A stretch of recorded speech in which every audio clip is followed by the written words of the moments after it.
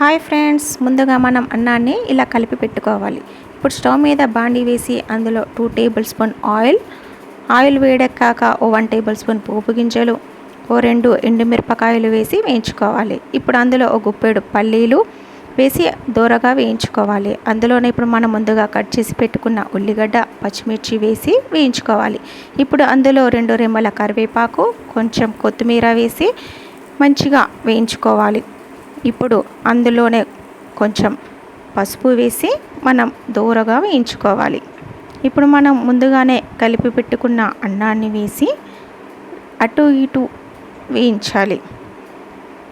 ఇప్పుడు ఆ అన్నాన్ని కొంచెం అంతా మనం ఇప్పుడు ఆ మిశ్రమాన్ని అంతా కలిపేటట్టు కలిపి అందులోనే మనకు రుచికి తగినంత ఉప్పు వేసి కలుపుకోవాలి.